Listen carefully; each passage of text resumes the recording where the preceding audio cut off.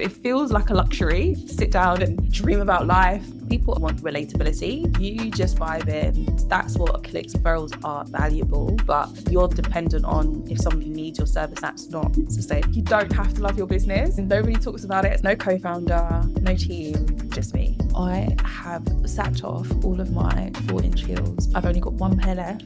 All of my tech tools talk to each other. How amazing. A lot of people get confused and think that short form doesn't mean that you can add substance. Good music, cheeky cocktails and dancing. Hello and welcome to Coffee and Oysters, a London business babe podcast where we get into everything from business tips that actually work to where it's worth tapping your oyster. My name is Frances Sidoya Matthews. I am your host and I'm also a certified Notion consultant. For my systems loving girlies who are tired of suffering from Notion alone, remember that every month I host the Big Notion Energy Academy where we dive into all of your burning questions as well as Notion's latest releases. Details in the show notes. But anyways, let's get into this week. What is going on with me? I like to have a bit of a sit down with you all. I'm actually filming this in the in-between period between Christmas and New Year's at the moment, which is a weird time. And I've actually been really busy, which is crazy. But something I've learned about this show is that I need to space out the reach out. This is filmed around the New Year, but this isn't probably going to go out until end of January, end of February. So it is a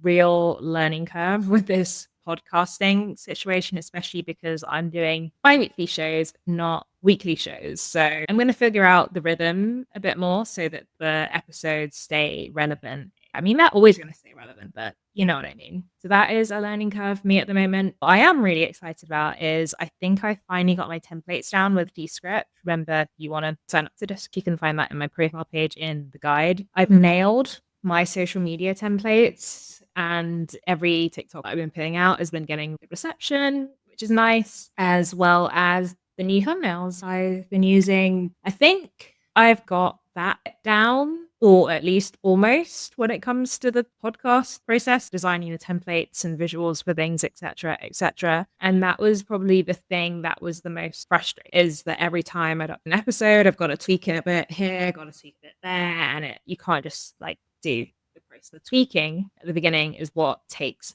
the time. So it's nice to know that bit is nearly hopefully done. But yeah, a big lesson learned for myself is this time next year, because I'm still taking on Notion calls, but just because I'm like, if you want to pay me, I'm at home doing nothing, then hey, let's go for it. But I've realized that I actually really do need to block off these 2 weeks around Christmas, because yes, I'm so grateful that people are paying for my time during this period, but also I think I needed these 2 weeks off, to be brutally honest with you. So that is a lesson learned for me next year. And I'm wondering, is there anyone else out there who is also working during this period? I generally feel like no one has switched off this year, but maybe it's just me. In terms of things that I've been doing, I went to Greenwich Village before Christmas and I had a great time. To be honest, no one even talks about Southeast London like that, but Southeast London is wonderful. It's a very beautiful part of London that does not get enough love. I went to Greenwich Village with my partner and we had a little walk around the market. We went to Dark Sugars, which is incredible. It's easily the best hot chocolate in London, and got some rum cake from the market. It was a vibe. So had a cute day out in Greenwich Village and would highly recommend if you have not explored that part of London yet. Before we dive in with our amazing guests, it's time to shout you out. So this part of the show was called Manifest Mondays. If you sign up to the Substack every other week, you will get an email reminding you of the past week's show, as well as an opportunity to shout out your projects and dreams, because you never know who's listening. So you literally have nothing to lose. And also it's nice to know that I'm not shouting out into a void. So the numbers are saying that I am not shouting out into a void, but none of you guys are shouting yourselves out yet. No signups this time around, but I'm just really happy with the new love that we're getting on TikTok, especially at the moment. And I am manifesting big social growth especially 2025. I'm going to get out and network more and just like tell everyone I know to sign up to this podcast. Before we get into the show, housekeeping, the show notes are your best friends. That's where you can sign up to become a guest, as well as find all of the guest recommendations in the Coffee and Oysters guide. Or whether you're following along on Spotify, Apple Podcasts, YouTube, Substack, wherever you listen to your podcast, remember to rate us, like us, comment, all of that. All of it helps get the word out about the podcast. So now grab a cup of coffee or your favorite beverage and we'll dive into the show. Hello. So excited to have the wonderful Nicole Waters on today. Nicole is the founder of Click24, a social media strategy consultancy with 6 years in creative industries. That's a long time. She collaborates with brands like Dyson and L'Oreal, and she's recognized by the 66 Agency and SME London Awards and been featured in Forbes and Stylist and lectures on working in the creative industries at UAL. Hello, Nicole. You're welcome. How is your week going? This will go out probably later in January, but we are filming this right after Christmas. Right. It's been an interesting week. It's been interesting because it's literally Christmas this week. Yes. Yes, it was. Christmas was this week. It was just so nice to have an actual day off. I mean, I did work Christmas morning. I did get some work done, but it was like vision setting, goal planning for the new year. Yeah. So it was nice and relaxing. So it's been a good week. How about you? Yeah, it's been a chill few days. I didn't really do much, to be fair. Like, did not take my laptop to Christmas, which was nice. But it is, as an entrepreneur, sometimes you've just got to pull out the laptop and do some things. But when you said vision setting and everything, like, what was your medium of choice? Because I know some people are like very particular with it. Like, they have physical mood boards or it's like a Canva thing. So how did you go? So I've never actually done a physical mood board. This is my first year actually like putting together a vision board that is all of the images, and I've like done it by, it's very type A of me. I've done it by sections of my life, and I've compiled all of the images that resonate with me the most. I'm going to go to my local print shop. It reopens because they're closed for Christmas. We're going to print it all off. I'm going to cut them up. Like, I have a book. So I have this book that I bought earlier this year. I was supposed to do a vision board earlier this year, and then I just didn't. Like, time ran away. It feels like a luxury. Sit down, cut pictures up and dream about life. Each page in the book will be for an area we're focusing on at the moment. It does kind of work better sometimes when it's a physical thing. Like, over Christmas, I watched, I think it's The Last Holiday with Queen Latifah. I don't know if you've seen it, but she has this book of possibilities where it's in sections and then she cuts up the different images, and it all came true. I feel like it's such an underrated thing when we actually put pen to paper. I use the productivity method as my life organizer. In there's a vision board page on Notion. I did that roughly at the beginning of this year, and everything on that has kind of materialized. I had a random ski trip there and random slopes and some snow. Booked to go skiing in the new year. So I'm like, wow, it really works. I love that. But yeah, let's dive more into your journey. How did you get into what you're doing now? Started off as a micro beauty hair influencer. Ooh. And it was nano. I had a really, really small following, and I wanted to become a full-time influencer, do all of these incredible things. Then I had a mini quarter life crisis in lockdown. This was circa the first lockdown. We were allowed to go outside again, and I had spent the evening in the park with my friends. It was so nice. I dreaded the thought of going home and having to record a YouTube video about my hair. And then I was home. And then it's like something kind of like, I was like, I don't have to. It's like, oh my God, I don't have to do this.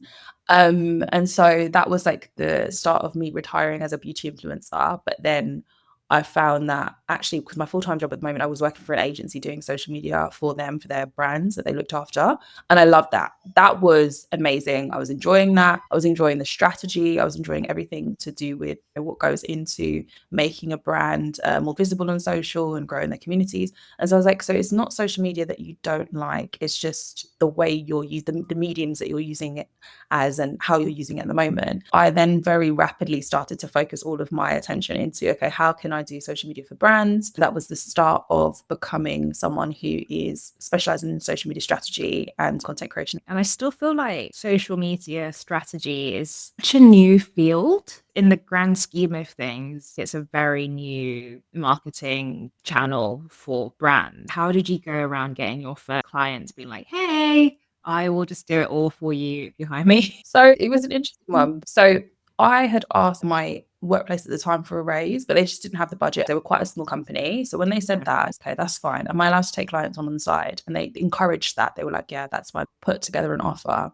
and went out with a very elementary, what I would quite say is quite an inexpensive offer for smaller businesses, small to medium businesses. And I was like, hey, I can do your social media. I could do X amount of posts a month and support you. And then it was something crazy. Within a month, I had met with my accountant. She was like, when you start trading, get in touch with me. By the next month, I had to call her and say, oh, we've got like 5 clients. So really fast. Also, I have a sales background. If I'm selling something I believe in, I can sell it easily because it's something I can get behind. But if I'm selling something that I don't believe in, then it becomes very, very difficult and I can't do that. There's definitely something in that, like, because people can provide the content that always does the best for me is something I probably haven't thought that much about. Like, I was just enjoying the moment and people can pick up on that. Whereas when you're trying to force it, people can definitely tell. People ultimately want relatability. They want to feel it's like you just vibing, getting lost in a moment, or sharing something that you really enjoy. That's what clicks with people. And they're like, yeah, this is good. And I mean, those first clients, in terms of how you got them specifically, was it just through business groups, or was it like you were cold pitching and hitting people up on LinkedIn? What kind of clients were they? So it's really interesting. I've only started cold pitching now. So I've been in my business for the past 4 years. I've only just started cold pitching. A lot of the early clients, it was referrals. So from those early clients that signed on, I was doing such a great job that if anybody else was looking for a social media agency, they would recommend us. It was a lot of referrals in the beginning, but I quickly realized that you can't build a business on referrals. Referrals are valuable, but you're dependent on if somebody needs your service at that time, and that's not sustained. The clients I was working with in the beginning, so small to medium businesses, and it was everyone and anyone that needed help. So we had a self-care brand, business consultancy, a money coach, we had a law firm, we had all sorts of different clients sign up. And would you say who you target now has changed? Like, have you niched down a bit more? So it's an interesting one because I've gone on this journey of remodeling the business over the last year. Which was necessary. We didn't have a choice. Only about who we want to serve and how we want to serve them. And I think at this point in time, it's not necessarily industry dependent, but it's more purpose. And I know there's a whole piece about purpose-driven brands. It's not necessarily to be purpose driven, but it's like, do we as Click 24 believe in what they are doing, and can we support them? Is there a story that we can actually tell, or is it just somebody that's slapped a product together and been like, I want to take this out to market? And I think that's how we've been choosing our projects. So yeah, it's a really interesting one. Yeah, that's so interesting because I'm probably in a similar place at the moment with my Notion consultancy, where in the beginning it was just sort of like anyone and everyone. A little bit of that now, but it's definitely more intentional brands who find me these days, brands with a purpose and a story. Yeah. I think that also comes from the vibe that you're putting out yourself, because people can pick up with that. And in terms of remodeling the business, what did that entail for you? That was such an interesting experience because I was on holiday with my dad. We were in Jamaica, and on our way back, I just remember crying in the back of the car. And I didn't want him to see me because I don't like crying in front of people. I was crying because I didn't want to go home because I didn't want to go back to running my business.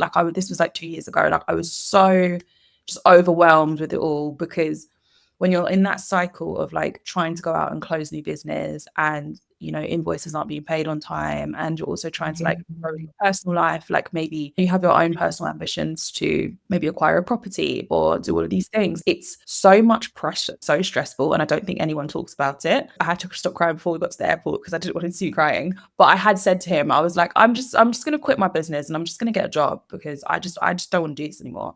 And he looked at me and he was literally like, you can do in the meantime, you can go back to work full time, take the pressure off the business, and so then you can start to like tinker and we rework that.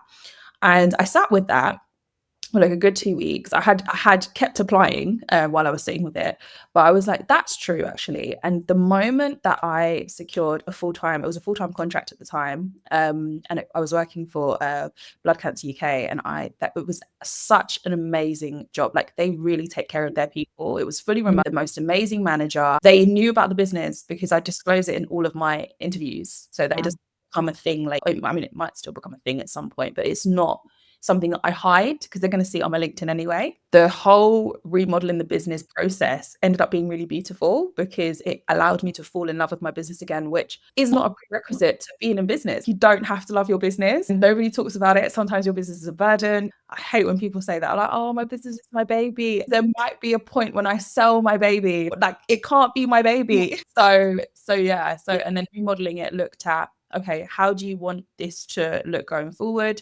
What type of environment do you want to create for any employees you bring in? What type of lifestyle do you want to have while you run this business? And it was like really sitting with it. What's the bigger purpose? And I think once I unlocked the bigger purpose of what I was trying to do with this consultancy, I was like, okay, I like this. I like where we're going. And essentially that is to help underrepresented groups get into advertising and stay in advertising. And once I had that, and I started to see this materialize on the back end of this year, I was like, okay, we've made good choices. It was an 18-month stretch of remodeling, strategizing, and brainstorming. That's beautiful though, because number one, you your purpose, which is nothing to sniff at. Some people never find it. And number two, what you said is so true. Sometimes it is a marathon and things just take time, and you're obviously reaping the benefits of that kind of slow and steady process. I was actually in a similar position where I was like, should I, at the probably middle of this, I was like, should I just get a job? But yeah, like your dad said, you've just got to find your purpose and lean into how you want to rework the business and where you're trying to go with it. And so were you doing all of this by yourself, or do you have a team? How does it work with you?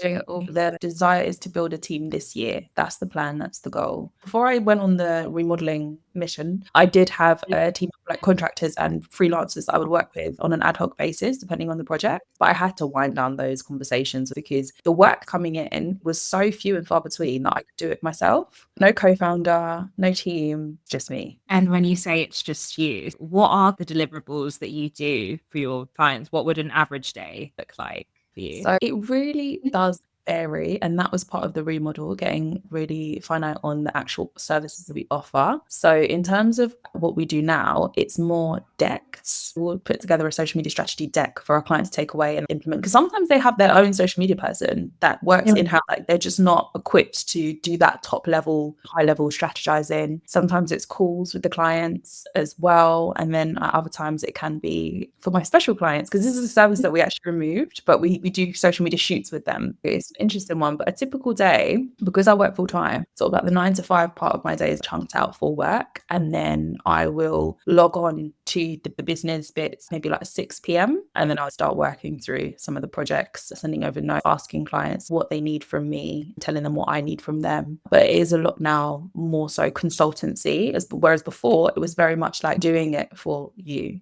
But for you side of things comes with a different price tag. That price tag, it was just a vicious cycle, because that price tag that you charge, you have to have a team to implement it so it can be done efficiently. When you're doing it all yourself and saying like, that will be 12K, they're like, why is it taking 9 months? Because it's just you. So yeah, so it's that kind of thing of like looking at, okay, how does this actually work? What are you actually charging people for? And where is the value in what you're charging people for as well? And how do you feel? At what stage do you feel you're at with the remodel? Do you feel like you're out on the other end and you're like, this is working, or are you still kind of finding your feet in it? So on the other end, I'm in the process of just launching so many things now, because like it's like a launch. Because a lot of the services weren't public services. Some were just services we were offering to our existing clients privately. We did close our books for a little while as well. And so it's that kind of thing. On the other side, it's time to ramp up the pace. I've been having some amazing conversations with people who are just entering the industry. They want their like first taste of experience freelancing and looking at how they can support some of our projects going forward. So that's exciting. And so throughout this have you found anything specific that you find moves the needle for you? There's one thing that stands out, and I tried to run away from it for a long time, and I thought I just couldn't. And that was meeting new people and having conversations and nurturing existing connections with people. Depending on the type of person you are, you can feel energized by socializing or not. I'm definitely someone who feels when I socialize, but with the right people. In business, even if you're doing it alone, you can never really do it alone because you need people to speak to support you at times, to support them in their dark times. It's such a, how can I say this? Being in business is like a drain because there's no roadmap. If you're in the corporate space and something's going wrong at work, you can actually speak to so many people about, okay, this thing has happened. What do I do? And they give you the answer. There's probably a manual, an actual handbook somewhere in the workplace that will tell you, if your manager said this to you, this is what you do next. In business, you don't have that. So speaking to people has been liberating. The exchange of ideas sparks more ideas. I think that's another thing I have really kind of heard this year, which is so interesting, where people are like, oh, like, if I share my ideas, people are going to steal them. And I remember I used to think like that. And I said to the person, if you don't share your, you don't know how that person could possibly help you or how to possibly help. It's been a lot of realizing that if you really have the right people around you. I want to be clear. This is not just going out and being chatty for chatty's sake. You have to speak to the right.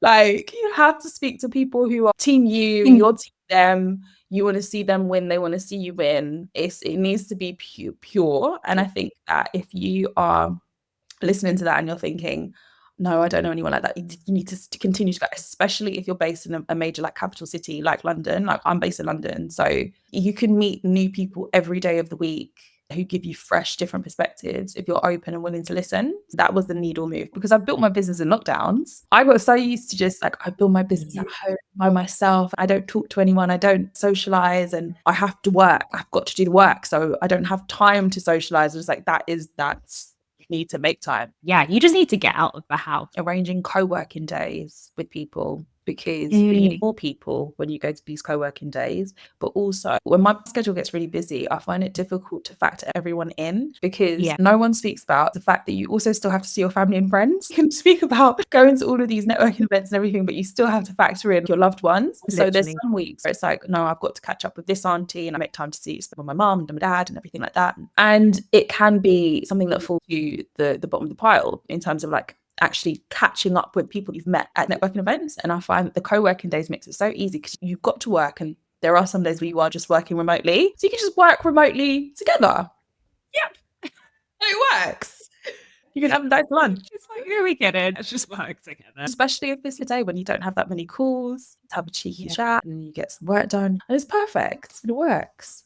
Yeah, those are typically my Fridays now, because Fridays are my no call days, and so it's normally some kind of co-working situation for friends you've made who also run businesses. Sometimes it's so easy to default into the, oh, we'll just do a co-working day, and it's like suddenly it feels like your friendship is working. I've tried to make a bit more of an effort recently to be like, let's co-work and then do something else. Oh God, yeah, it's true. I do know what you mean. I think it depends, because I have a friend that I co-work with, but she also has a child. And so our co-working day comes to an end when it's pick-up time. Because we don't want to be lazy in our approach to making new friends. But it's that kind of thing, like, you'll judge the temperature of the day. Sometimes you just want to go home, especially in the winter and the dark. I have this thing where if I've been outside of my house for too many hours, I'm ready to go home. Sometimes. So yeah. A question I like to ask people is, what did you want to be when you grew up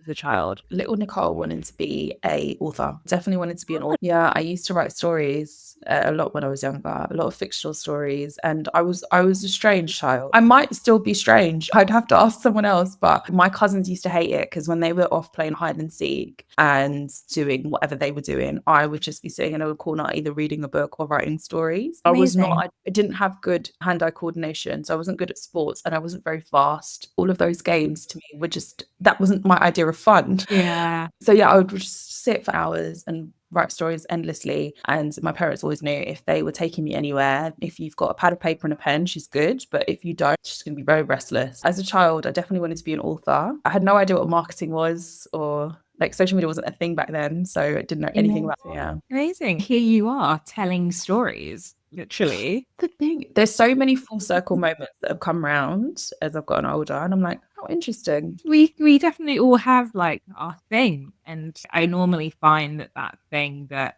you wanted to be when you were a kid, it's such like a pure version of yourself and like what you enjoy and Yeah. are interested in. That normally feeds into the happiest version of what you end up doing as you grow older. Do you have any of those stories anywhere, or have they just been lost in the shuffle? They've been lost in the shuffle. Sadly, I wish I still had them because I think it would be interesting to read them now. But I always remember adults reading the stories and like, you wrote this? And I was like, yeah. And they were like, really? This is really good. I remember one memory that stands out to me is we had a creative writing session when we were in year 4. We were given a prompt to write a story, but I was used to writing my stories from scratch. So for me, this was so easy. I was like, oh my God, I get to do this at school. Like, this doesn't work. And my teacher was so amazed by it. She made me read it in the assembly to the whole school. And it was just such a moment because she was like, this was incredible. The anticipation. So basically, I think the prompt was something like, and I came up with this whole story about how the son had asthma and they didn't have his asthma pump and he was having an asthma attack and they were driving in the car and all of these things. But it's drawing on real life situations. My brothers have asthma. So it was like it was a real little moment. I think that will be almost like a career goal, like a side career goal, because I very much believe in multi-hyphenism. Get back into creative writing. I've seen some of these amazing retreats that people go on to write creatively, which I know you don't have to go on a retreat to write, but I think it's cool. Amazing. I love that. And like speaking of multi-hyphenism, do you personally have any other sources of income apart from Click? So I have my job, which is still in social media because I'm a social media executive. I would like to count my vintage sales as another stream for income because I think it's just absolutely hilarious when the sale comes in. Are you one of those vintage sellers that takes the money, or do you just use it as credit? So I take the money. I take the money and I get myself a nice treat, whether it's a little takeaway or something nice, because I started on vintage because I just had too much stuff and it was just like clutter. And I was like, I need to offload some of this. So it's an interesting one though. So yeah, vintage is another source of income. So full-time job, Click 24. And then I would actually say those are my main sources of income. This is why I love using Vinted, because it feels like I'm supporting a small business. Because I bought this jumper, this person can now get a takeaway. Honestly, someone out there needs to get a nice takeaway on a Friday. Exactly. Cool. So now we're going to transition to chatting more about the things that move the needle for you in your daily life. And so I always like to open up with this question. I'm actually building a Spotify playlist at the moment. Do you have a walk-up song or like a song that just like gets you hyped? Yes, I do. I have several. Ultimate one, Beyonce, Heated song. Yes. It's a great song. And I also really got quite addicted to Rihanna, Bitch Better Have My Money, when my invoices weren't being paid on time. That was another hype song because I did not like sending those emails. I used to put it on in the background. Those. Oh, I love it. I feel your pain with the invoices one. It got to the point where now I just take payment up front because I cannot. Like, what? You had the money for the kickoff and now suddenly you don't have money to pay the rest of it? It's crazy. This is the thing. And it's stressful when you are relying on that money to live, like as an individual, because I say that since getting the full-time job, now it's like when the invoices come in, it operates as something completely separate to me.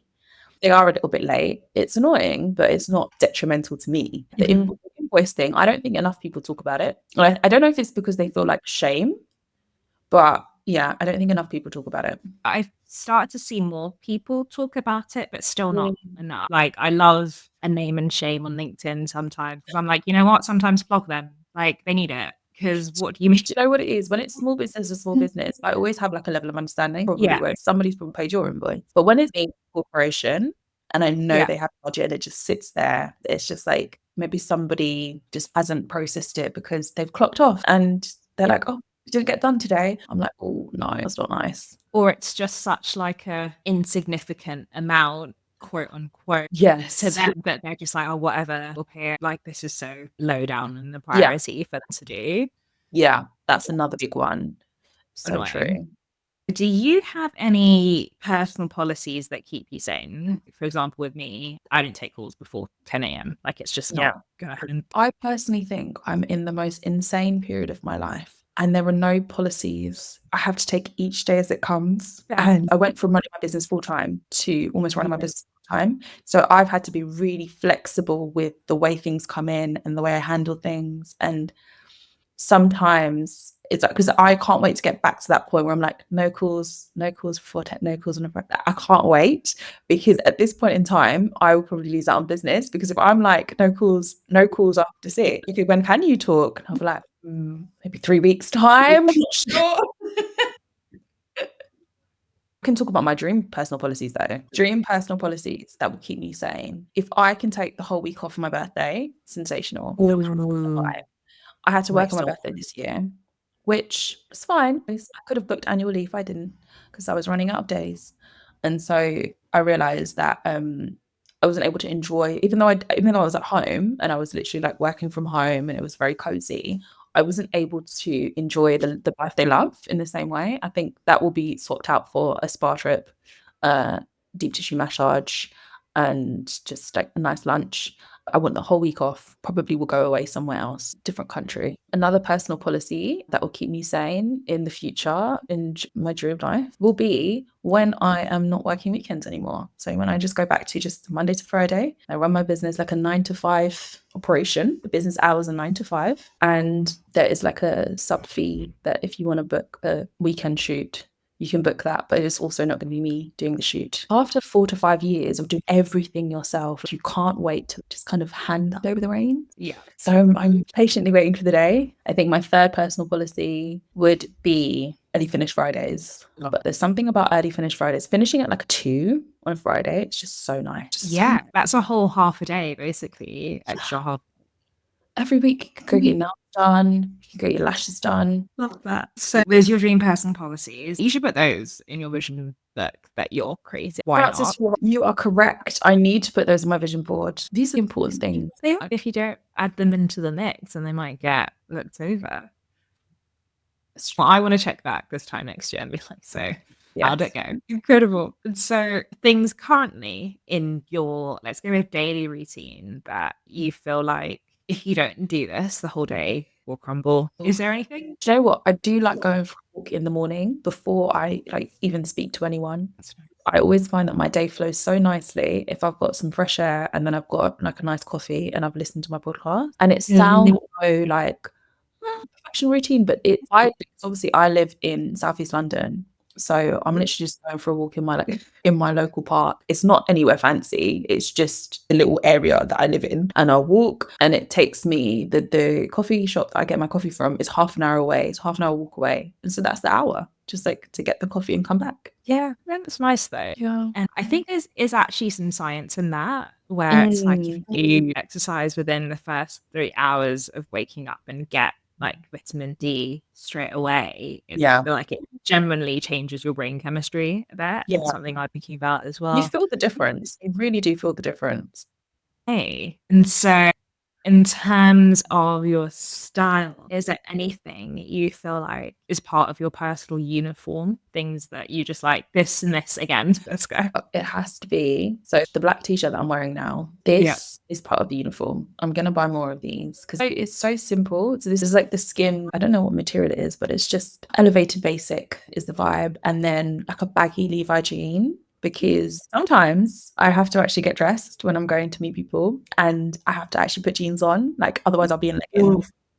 Yeah. I don't like feeling restricted, and that baggy fit, you feel comfortable. Yeah. But I would say overall is like an elevated basics, but then with like pops of color in places, just like a tiny pop, but it's mostly monochrome and brown because I'm lazy. It's like, I know what you mean, especially when your brain is so frazzled from just like doing everything in your business. You're like, you know what? I know all of these colors go together. Nobody talks about, well, actually, no, people do talk about this. I'm not going to lie. People do talk about this, but decision fatigue is such a huge thing. Like I can't have too many decisions to make because I'll make the wrong one. And so when it comes to clothes, I have been so intentional about putting together a wardrobe that I can just grab and go on any given day. And there's always outfits, there's always pieces, because sometimes plans even fall on your lap, like the day off. And it's like, Yeah. so yeah. Hear it. Then shoes. I'm curious. Do you have a go-to like shoe or style? Like, let's say you're gonna like networking, like Yeah. what's on your feet? So I've just been wearing trainers all year, which is not a bad thing. But I think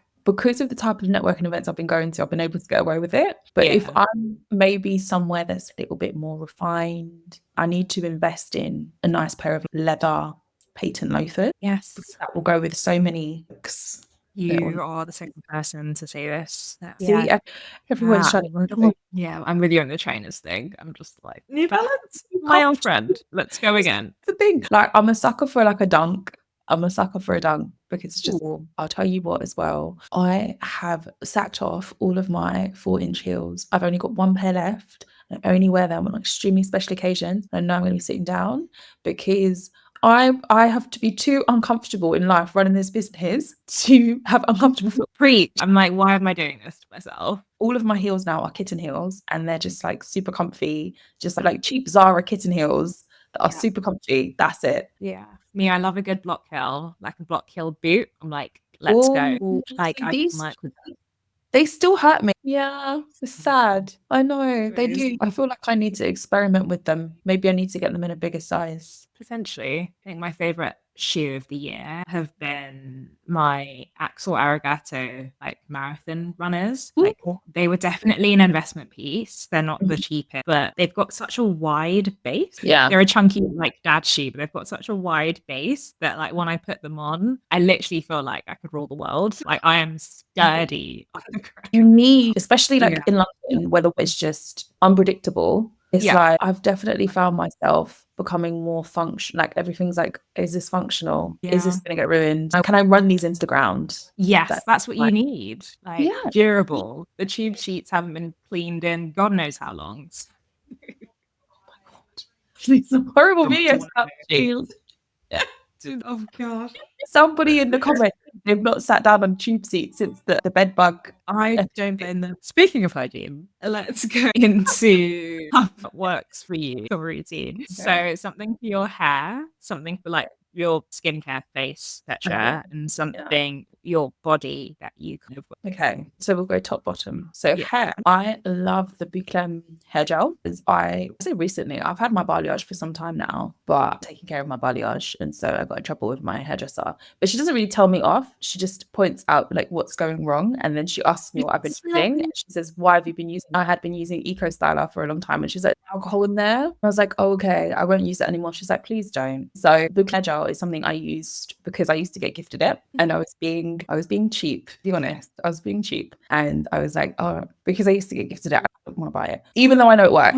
So because it's about £20 per bottle. We use every day, so you get through it quite quickly. And so I've started using that again, and my hair's been loving it because it's like it's nourishing, it's moisturizing, but it also has good hold, super hold gel. Yeah. What's your go-to hairstyle? It's the bun same one that I have because just simple and effortless, and I don't have to think. Right. You know, when I see a black woman with a slick back, I'm like, oh, you've got ish to do. Like, you are doing things because you do not have time to do any of this. Like, that's all you'll get. It takes 5 minutes in the morning and then I'm out the door, like literally. So yeah, that's the hair one. For my body, the Nala's baby body butter. Ooh. Yes, it's for babies, but it's really good. It's amazing. I haven't used any other moisturizer. In fact, I used another moisturizer the other day because the Nala's baby butter finished on me and I just didn't have time to run out and get a new one. And I had like an old, I don't want to say the name, but it was a cocoa butter brand. And I started using the cocoa butter. I was like, no, this is not what I'm used to. Sometimes when you're using a product, you almost get desensitized to it because you forget how good it is. And I didn't walk. I ran to pick up like multiple Nala's baby butters. I was like, I can't run out again. I use it as a face cream.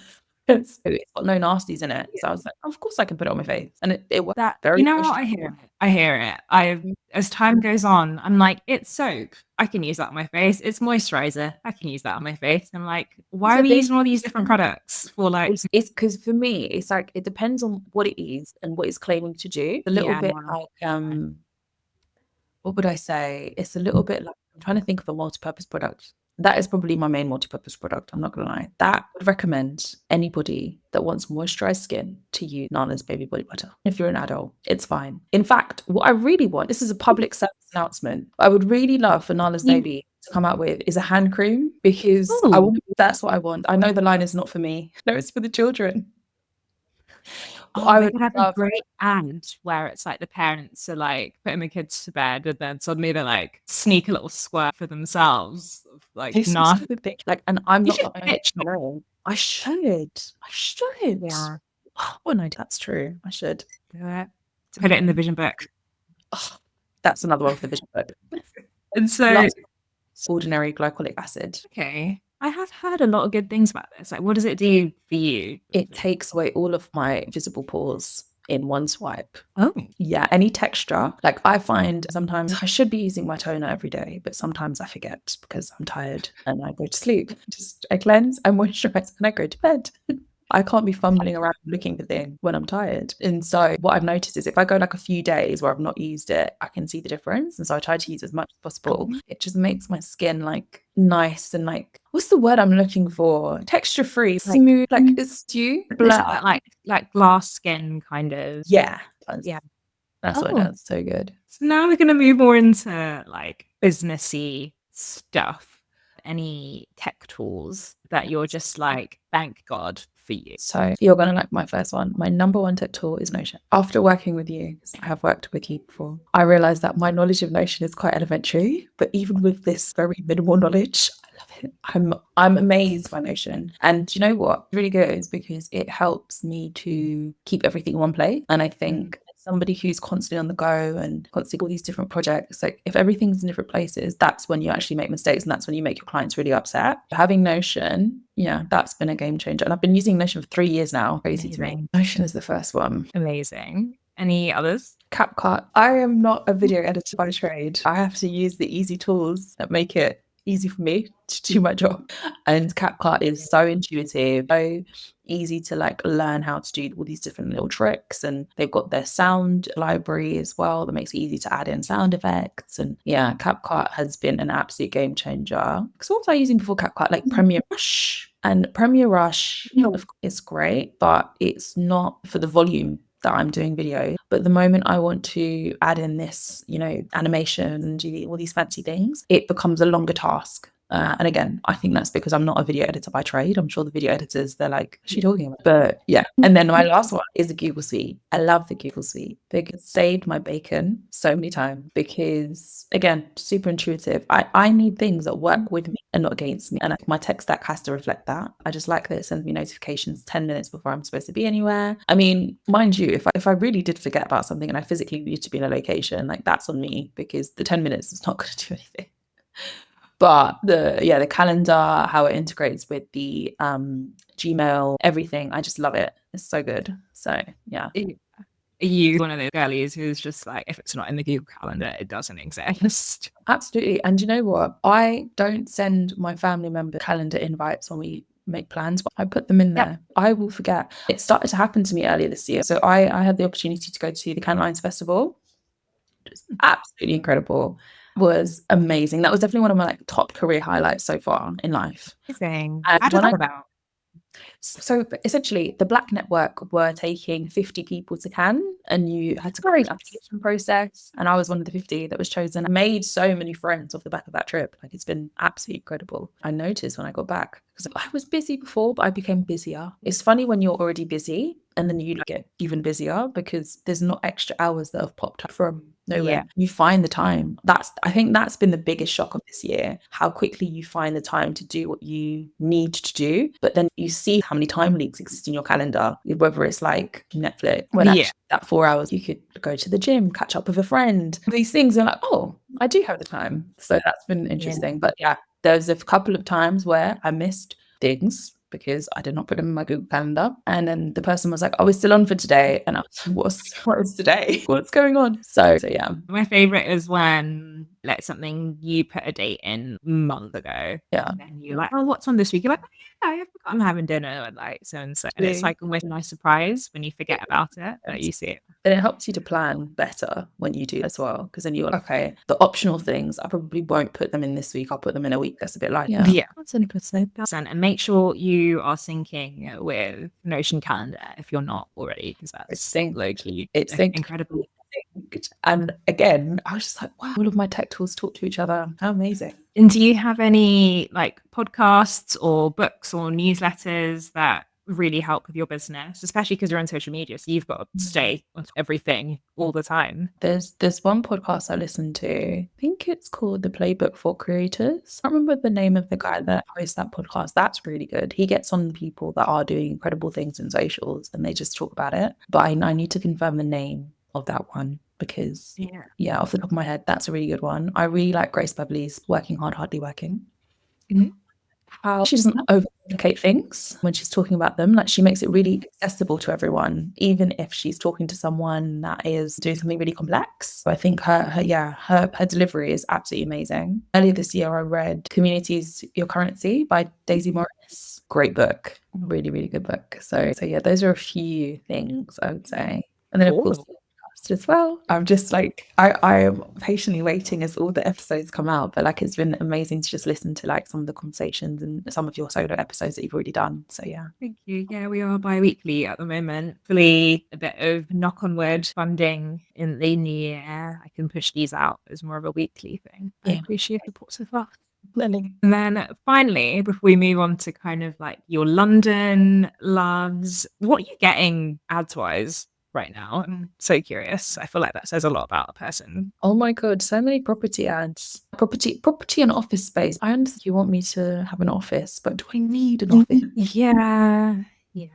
If you transitioned back into full-time self-employment, would you join a cooking space or anything like that? Positive experiences when I have been part of co-working spaces, but I would actually see how the team feels, because it's one of those things. I imagine I'm going to go on to run a fully remote company, but I might have a team and a culture that I build where they're like, actually, we want to be in 2 days a week. So seeing kind of like how things pan out really. And if that is the case, then maybe we just all get memberships and you go in when you feel, grab a desk. Yeah. Makes sense. I do feel like this sort of like fast-paced content, whether it's like ads or I don't know, like quick reels and shorts, feel like people are getting more immune to them in general, and people are sort of leaning back towards like longer form, slower paced style of content. How do you feel about that as someone who is in like social media? So I would agree. People want substance. And the thing is as well, I think because the trend, like the overarching trend at the moment is like short form content, I think a lot of people get confused and think that short form doesn't mean that you can add substance and doesn't mean that it's meant to be layered. And it's just not true. I think what people are responding to, especially in a service or a product, is actually short form content where it's part of a bigger story. I don't know if you've noticed this on TikTok, especially with the way the algorithm works. If you watch part 1 of something, probably will show you part 2 and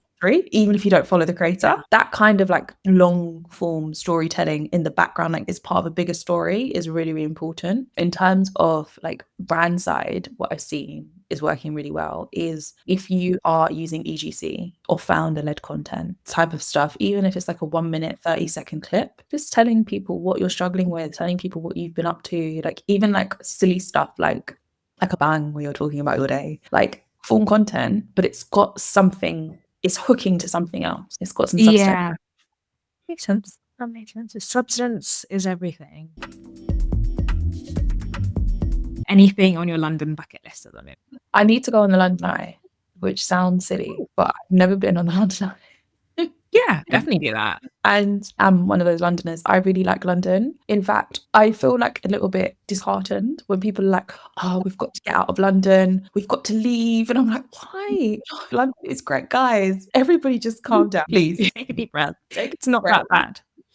Not that I understand we don't have the weather and I understand the economy is going through a moment, but we can make this work. Okay, I promise you. So I definitely am one of those people, like I definitely feel like a tourist in the city, like when I go into central London especially. And I don't know if this is part of growing up in southeast London, that when you go into central it feels like a moment, and I don't think that's ever gone away. I think every time I go into the city, even if I'm going in for work, it kind of feels a bit like, ooh, we're in the city. So yeah, I think being on the London Eye is my bucket list moment for London. I've not done that. Okay, and then quick fire. Where are your favorite food spots or like coffee sort of spots that you go back to?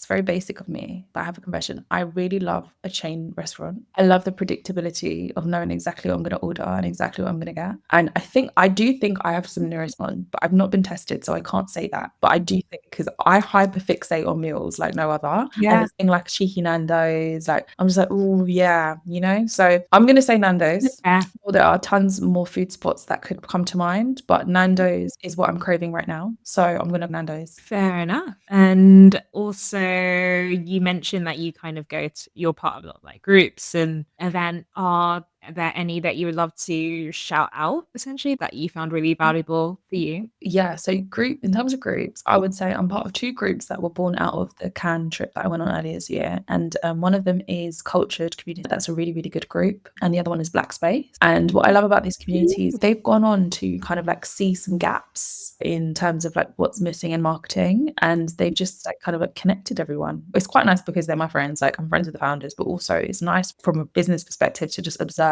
how when actually you do all the right things and you are centered around the right purpose, things do actually happen quite quickly because people recognize that and they want to be a part of it. So yeah, that's one group that I'm in that I've just, yeah, it's nice to see that people pour into it and just amazing things happen. Amazing. Then if you're going to go out with your friends somewhere for a night out, whatever that means to you, like where would you go? Oh, so a night out, there has to be some dancing involved in Cheeky Hot. That is the combo. If they have good snacks, that's a bonus, but that's not always, no, we can't always guarantee they're going to have snacks 'cause sometimes the kitchen closes. So yeah, good music, cheeky cocktails, and dancing. That's the criteria. Anywhere specific, or is it more of like a ticket based thing that you would go to? So I really hate that tickets have become a thing.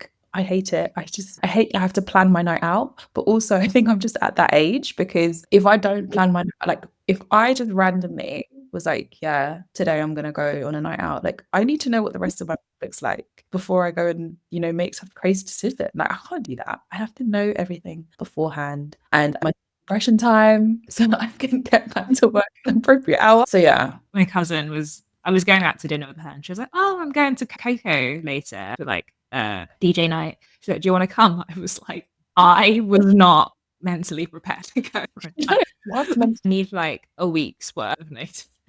Yeah. And sometimes as well, whoever you're going out with, you have to line up the calendars. So sometimes it's in the calendar for like some weeks before you actually get to go out. Yeah, I think that's fine. It's just getting older. Life.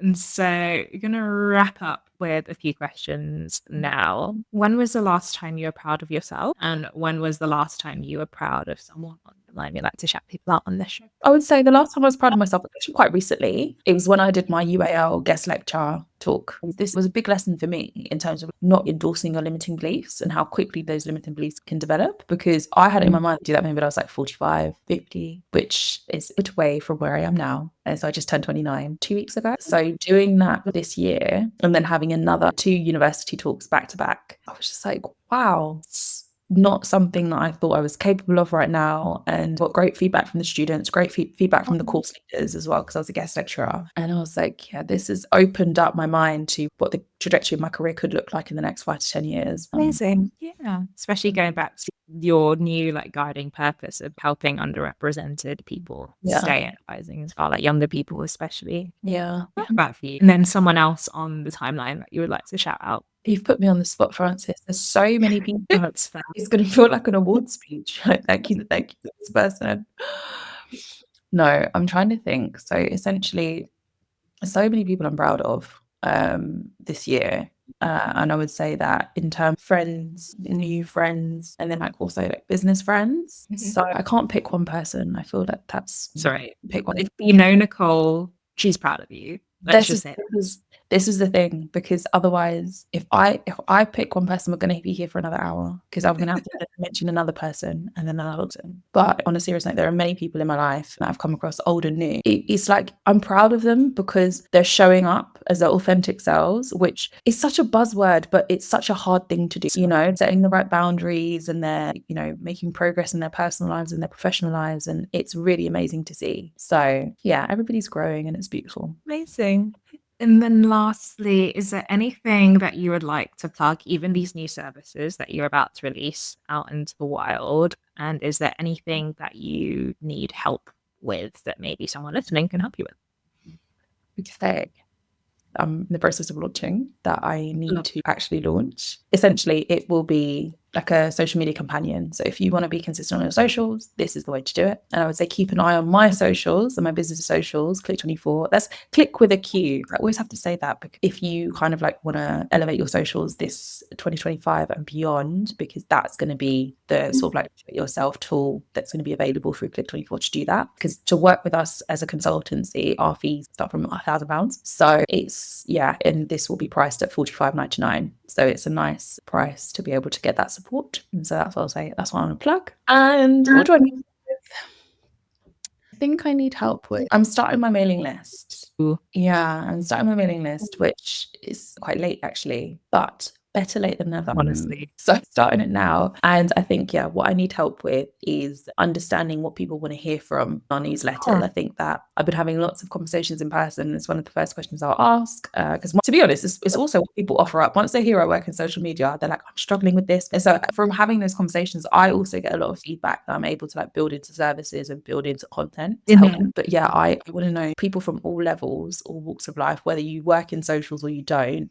What do you want to hear from in this newsletter, considering that we are specializing in social media strategy? Amazing. Please go hit up Nicole and let her know what you are struggling with. And then where can people find you to message you about this? So people can find me. You can find me on LinkedIn. Nicole Walters is my name on LinkedIn. And you can find me at Click24. So we are Click24 is the handle across all socials. And then if you want to see a bit more behind the scenes stuff and just random bits and bobs of me just living my life as founder in London, that's Nicole Marie. And then it's Roman numerals 12. So it's XII. I feel like people don't know that it's the numerals for 12. And I just think they think I've got random letters on the end of my handle. But I'm here to let you know today that there is purpose behind that. And that's the purpose. What does the 12 mean? So my birthday's the 12th of the 12th. So Okay, yeah. love that. Oh, my birthday's the 6th of the 6th. Oh my God. Synergy. I love it. Love that. Amazing. Because yeah, I also have a special thing with 6 now. Everything else. It just clicks. I definitely want to get a tattoo of the Ooh. I'm gonna put it somewhere fun, like the back of the neck, wrist. Ooh, I see that for you. Yeah. I see that. Amazing. Thank you so much for coming on today.